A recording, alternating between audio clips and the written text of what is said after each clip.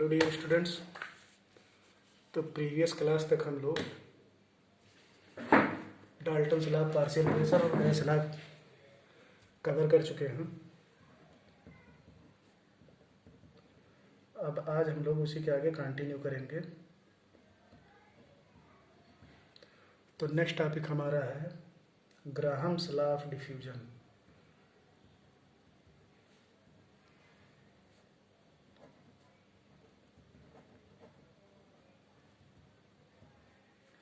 तो पहले हम लोग जान लेते हैं कि डिफ्यूजन क्या होता है।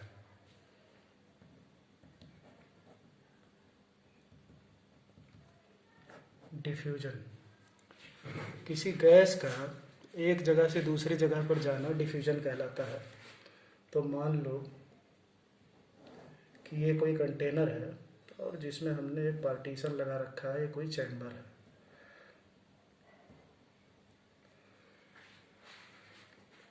चैम्बर पार्टीशन,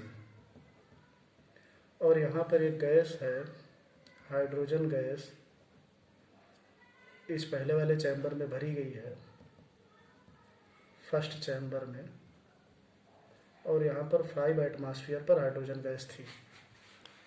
सडनली हमने क्या किया कि पार्टीशन इज रिमूव्ड।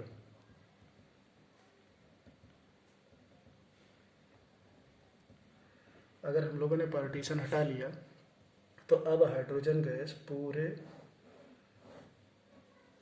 जगह पर फैल जाएगी। तो इस चैम्बर से पूरे जगह पर फैलना जो होगा उसको हम बोलेंगे कि ये डिफ्यूजन हो गया है। तो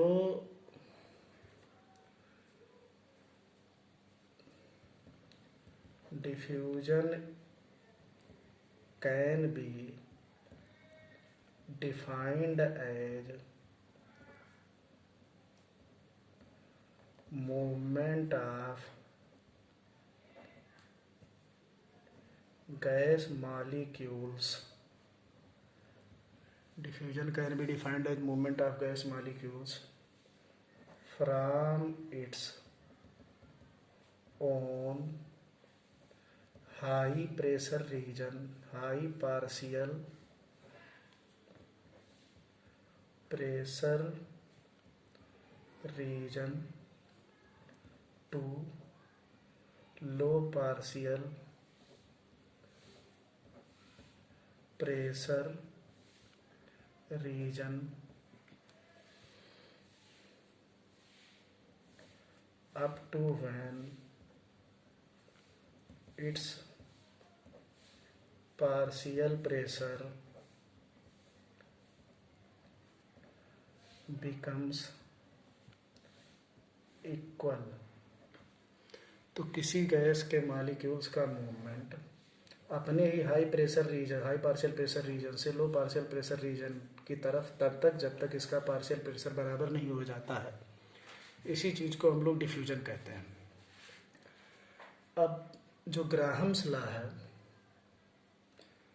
ग्राहम्स काम किया बहुत ज़्यादा, तो ग्राहम्स लॉ ये कहता है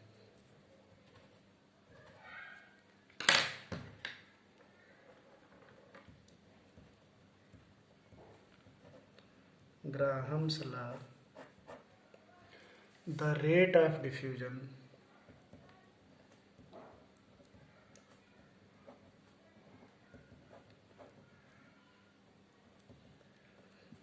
of a gas is inversely proportional to square root of its molar mass।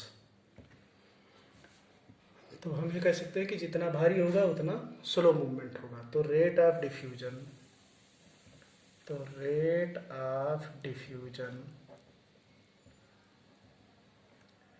Is inversely proportional to 1 upon square root of molar mass. तो अगर सिंबल के टर्म में हम लोग लिखें तो R is inversely proportional to 1/√m, जहाँ पर R रेट ऑफ डिफ्यूजन है और m मोलर मास है। तो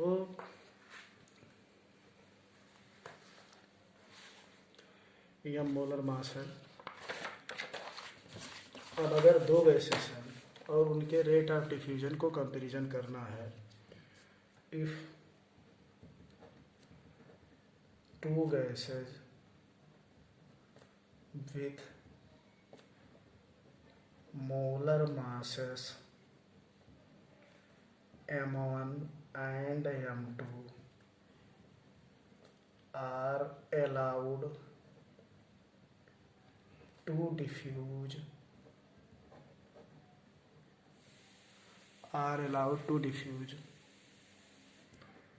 through a small hole, then R1/R2 equals to root m2 upon m1. R1/R2 equals to root m2 upon m1. अब इस पर जैसे एग्जाम्पल हो गया कि कैलकुलेट द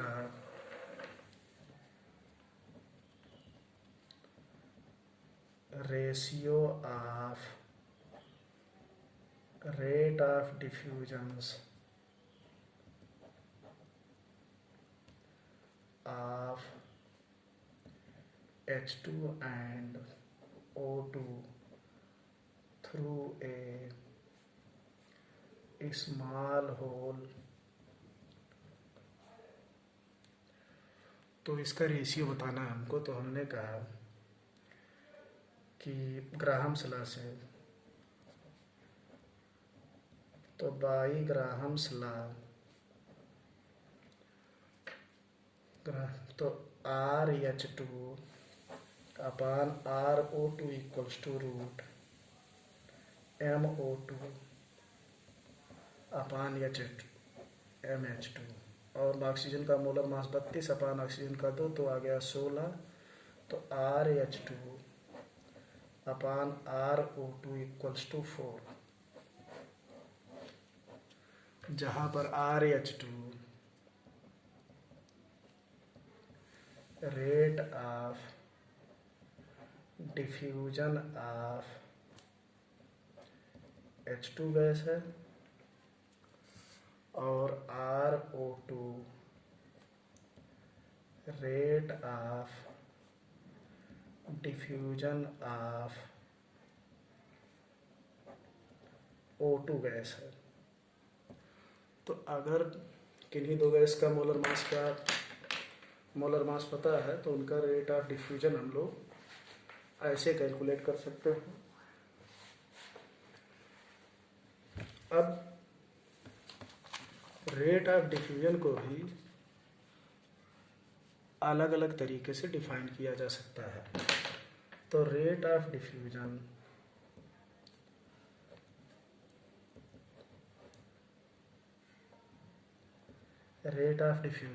को हम लोग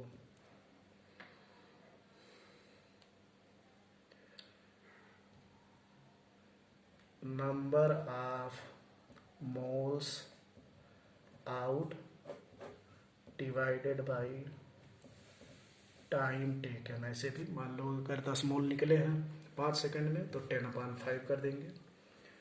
तो रेट ऑफ डिफ्यूजन को हम लोग इसको dN आउट बाई dt भी लिख सकते हैं या delta N out by delta T भी लिख सकते हैं, जहाँ पर delta N out number of moles diffused through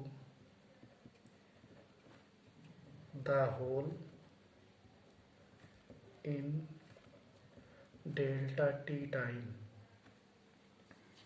एक दूसरी डेफिनेशन ये भी दी जा सकती है कि आर जो होगा वो V out upon delta T, delta V out, या D V out upon D T, जहाँ पर delta V out are D V out volume of the gas diffused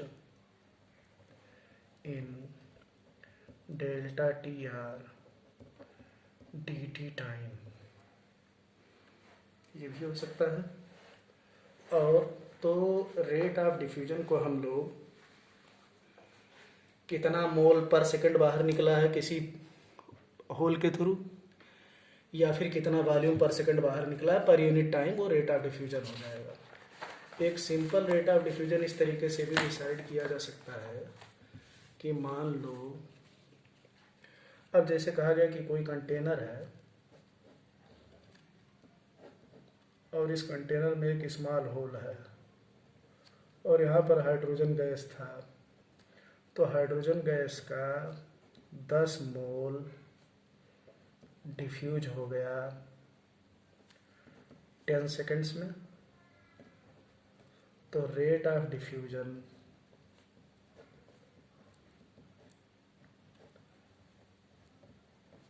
वो delta N out upon delta T, तो 10 अपान 10, तो यह आ जाएगा 1 मोल पर second.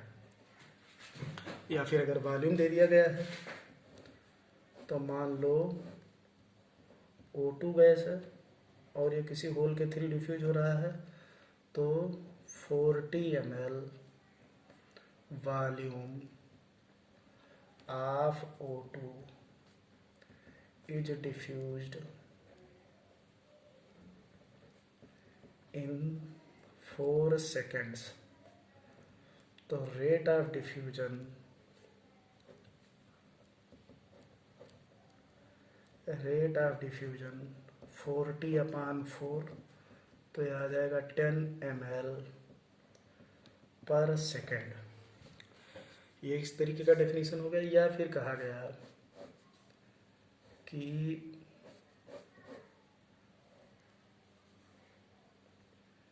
यहाँ से H2 गैस इंटर करी जा रही है और ये लेंथ 100 सेंटीमीटर है और यहाँ से यहाँ तक के पहुँचने का time taken to reach from point A to point B, from point A to point B, जैसे हम लोग स्पीड निकालते हैं किसी ऑब्जेक्ट का, इज 5 सेकेंड। तो रेट ऑफ डिफ्यूजन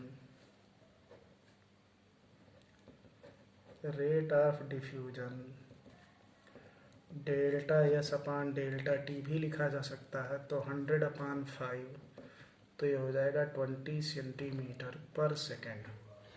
तो रेट ऑफ डिफ्यूजन को हम लोग 3 तरीके से डिफाइन कर सकते हैं। पहला तरीका हो जाएगा डी एन आउट अपान डी टी, या फिर delta V out upon delta T, या फिर कितनी देर में कितना चला है, जैसे हम लोग किसी ऑब्जेक्ट की स्पीड कैलकुलेट करते हैं।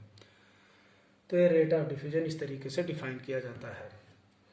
अब इस टाइप के क्वेश्चन कहाँ मिलेंगे कि मान लो एक तरफ से अमोनिया छोड़ा गया, एक तरफ से HCl, तो अमोनिया HCl कहाँ पर मिलेंगे, और रेट ऑफ डिफ्यूजन हम लोग वहाँ से जो मार्क बना होगा स्केल पर, वहाँ से कितने सेकंड में कितना कौन सा गैस चला है और वो डिवाइडेड बाय टाइम, तो वहाँ से हम लोग रेट ऑफ डिफ्यूजन कैलकुलेट कर ले जाएंगे।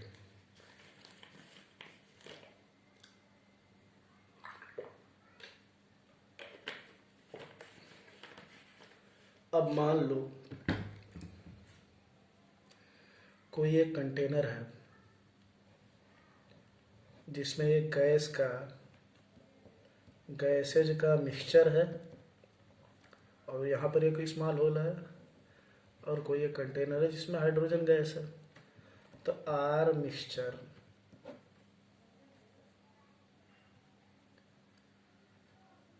मिक्सचर होगा तो R1/R2 रूट M मिक्सचर अपान MH2 इस टाइप का लिख सकते हैं। गैस मिक्सचर है और हाइड्रोजन गैस है, तो इस टाइप के भी क्वेश्चन आ जाते हैं जिनमें केमिकल इक्विलिब्रियम से रिलेटेड क्वेश्चन बन जाते हैं। अब अगर एक कंटेनर में इन जनरल, तो general form of Graham's law, general form of Graham's law, तो ये कहता है कि R is directly proportional to P upon root TM। ये लॉ है general form of Graham's law, जहाँ पर P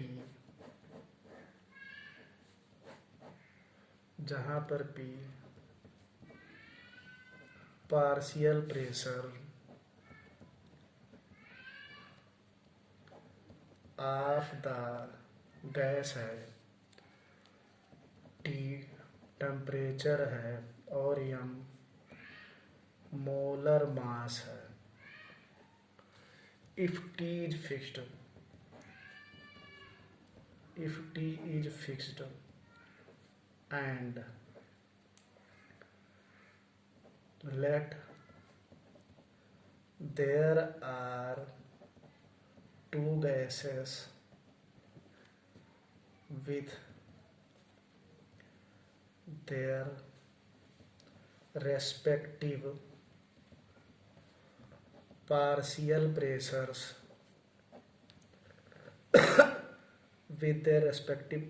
pressures P1 and P2 and respective molar masses M1 and M2। तो अगर दो गैसेस हैं जिनके पार्शियल प्रेशर अलग अलग पार्शियल प्रेशर पर रखे गए हैं और जिनका मोलर मास P1 और P2 है, तो जो रेशियो ऑफ डिफ्यूजन है वो R1/R2 इक्वल्स टू P1/P2 और रूट M2/M1, ये फार्मूला बन जाएगा। R1/R2 equals to P1/P2 into root M2/M1। तो अलग अलग पार्शियल प्रेशर रहेंगे तो हम लोग इस फार्मूले का यूज कर लेंगे। नॉर्मली हमारे पास वही रहता है कि जिसमें एक गैस दो गैसेज के रेट ऑफ डिफ्यूजन का कंपैरिजन रहता है, P1/P2 root M2/M1। P1 P2 बराबर कर देंगे तो ओरिजिनल फार्म हमारा हो जाएगा R1/R2 equals to root M2/M1। तो ये हमारा ग्राहम्स लॉ ऑफ डिफ्यूजन हो गया। और टेम्परेचर वेरी करेगा तो एकदम से जनरल फार्मूला लगा देंगे, R इक्वल्स टू P/रूट TM। तो ये Graham's law of diffusion cover हो गया। अब इस टॉपिक में अब तक हम लोग गैस लॉ और सारे गैस लॉ कवर कर चुके हैं, Dalton's law partial pressure cover कर चुके हैं।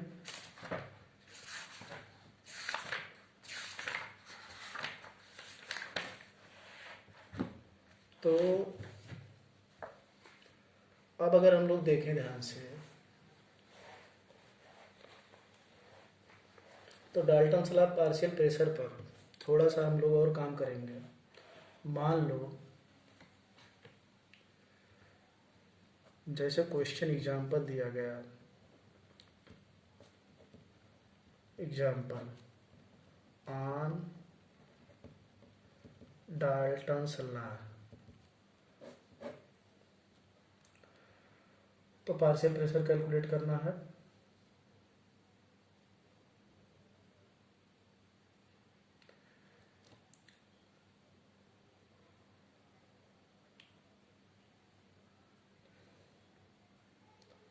तो एक आइडियल गैस इक्वेशन हमारे सामने होता ही है, PV इक्वल्स टू nRT।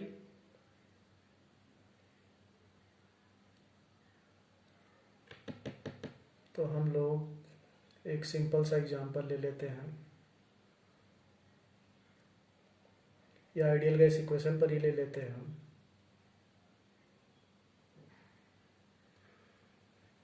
जैसे कहा गया कि कोई कंटेनर है, या मान लो ये कंटेनर है जिसमें hydrogen gas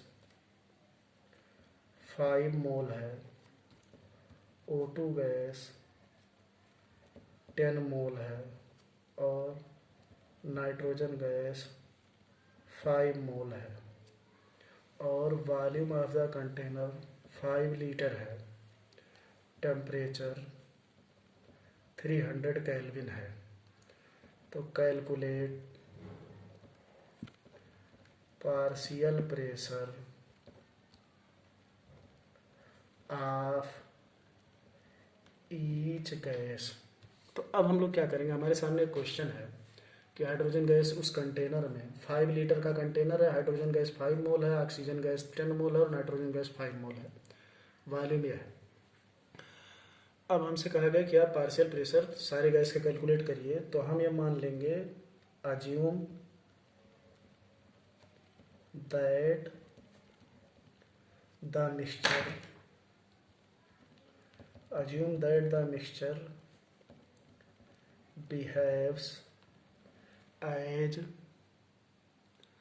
an ideal gas. Assume that the mixture behaves as an ideal gas.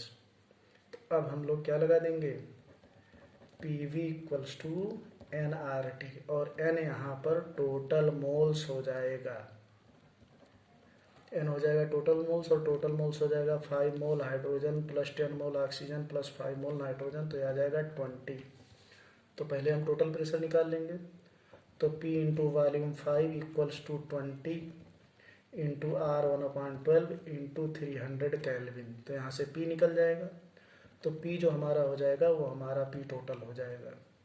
फिर मान लो पार्शियल प्रेशर ऑफ हाइड्रोजन बताना है, तो X hydrogen into P total कर देंगे, और X हाइड्रोजन कितना हो जाएगा, number of moles of hydrogen upon total mole 5 plus 10 plus 5, तो ये यहाँ पर रख देंगे। तो यहाँ से पार्शियल प्रेशर ऑफ हाइड्रोजन, इसी तरीके से partial pressure of oxygen XO2 into P total, और partial pressure of nitrogen XN2 into P total हो जाएगा।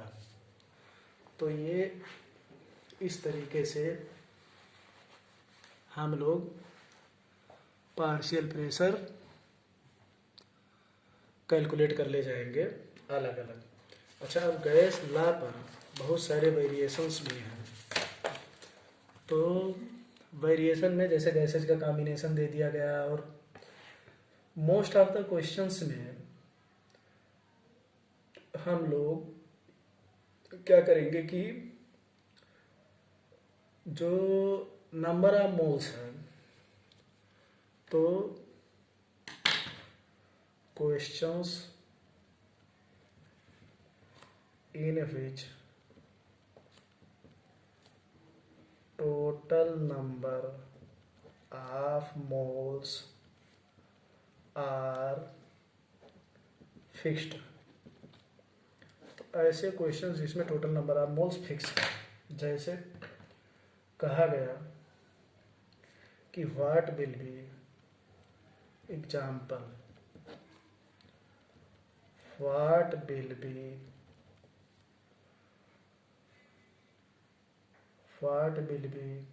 The pressure of the gaseous mixture, what will be the pressure of the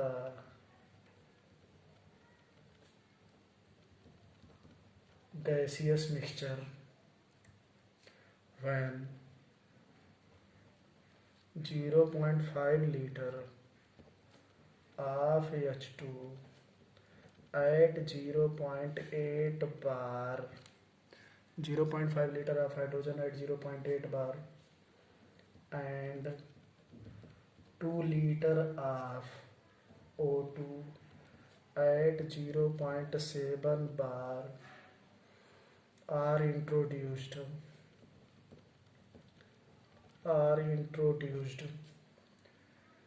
in 1 liter vessel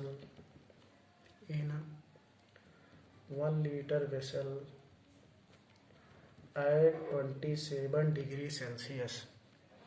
अब हमारे पास एक question, अच्छा यहाँ पर हम लोग कैटेगरी क्या है कि नंबर ऑफ मोल्स फिक्स्ड है, मतलब जितने नंबर ऑफ मोल्स इनिशियल थे उतने ही फाइनल है, क्योंकि बाहर से कोई गैस तो डाला नहीं गया है जितना मिक्सचर।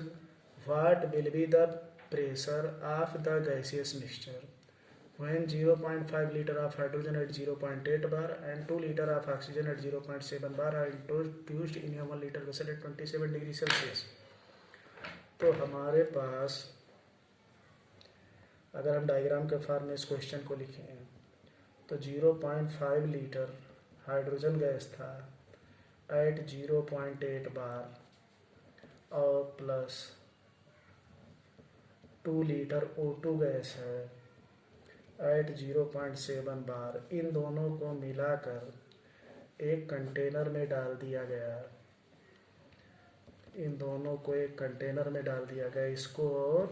इसको और कंटेनर का वॉल्यूम 1 लीटर है और टेम्परेचर, ये पूरा का पूरा प्रोसेस किया गया 27 डिग्री सेल्सियस। तो 27 प्लस 273 300 केल्विन। अब यहाँ पर हम लोग को ध्यान ये देना है कि हाइड्रोजन और ऑक्सीजन का जितना मोल शुरू में था, तो number of moles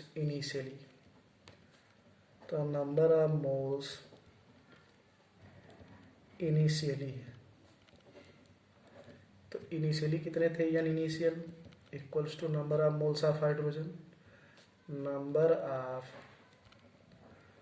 moles of hydrogen plus number of moles of oxygen. एकदम बहुत ध्यान से देखना है। अच्छा, नंबर ऑफ मोल्स कैसे निकलेंगे, PV equals to NRT.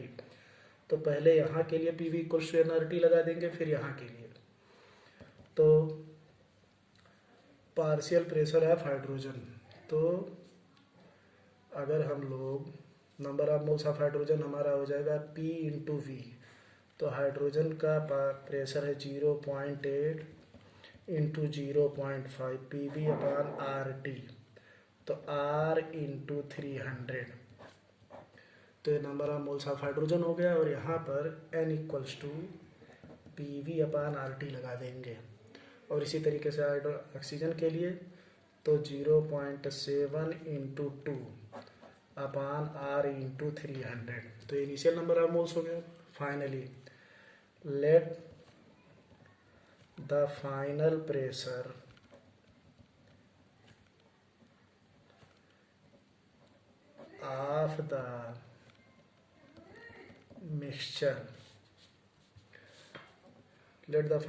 of the mixture is PF। तो नंबर ऑफ मोल्स फाइनली, तो नंबर ऑफ मोल्स फाइनली क्या हो गया, PF into V upon R T. फिर से लगाएंगे तो PF into 1 upon R into 300। अब जितना इनिशियल मोल था उतना ही फाइनल मोल, तो इन दोनों को हम बराबर कर देंगे। तो N equals to PV upon R T लगा देंगे।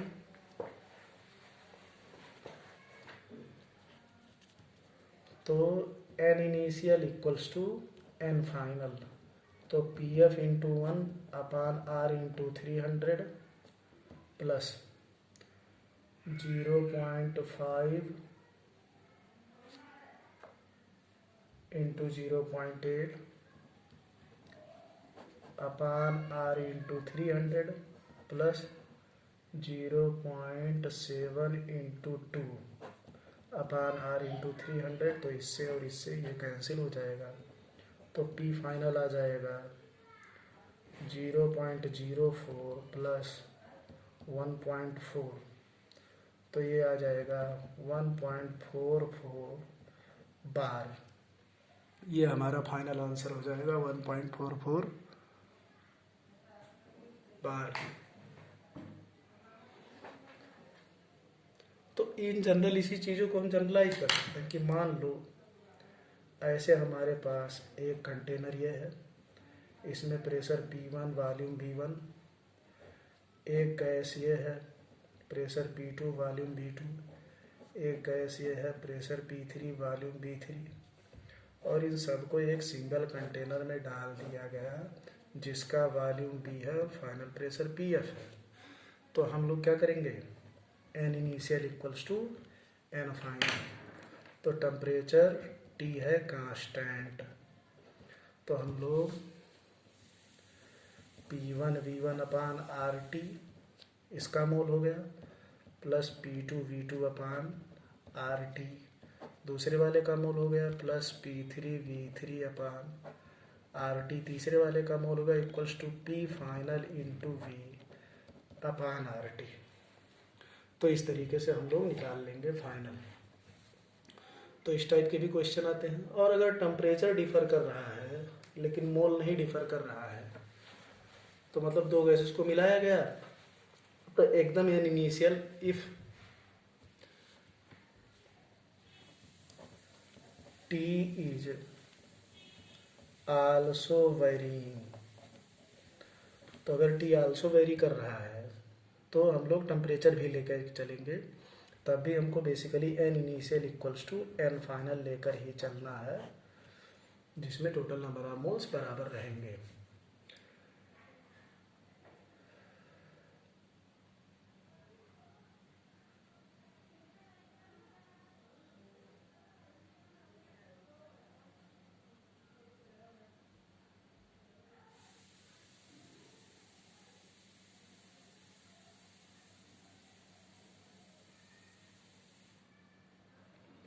तो ये हमारा डाल्टन लॉ पार्शियल प्रेशर या प्रेशर पर गैसियस लाज पर एक एग्जाम्पल हो गया। ध्यान ये देना है कि इस टाइप के क्वेश्चन ये जो है जिसमें N initial equal to N final लगाया जाता है, ये बहुत बार पूछा गया है मेंस और प्लस एडवांस में, ये क्वेश्चन बहुत बार पूछा गया है। तो इस तरीके का एप्लीकेशन ध्यान हमको ये देना है कि number of moles initial equals to number of moles final ये बराबर रखने हैं। तो अब हम लोग हमारा गैस लाज और ये ख़त्म हो गया। अब इसमें हम लोग नेक्स्ट क्लास में क्वेश्चन सॉल्व करेंगे।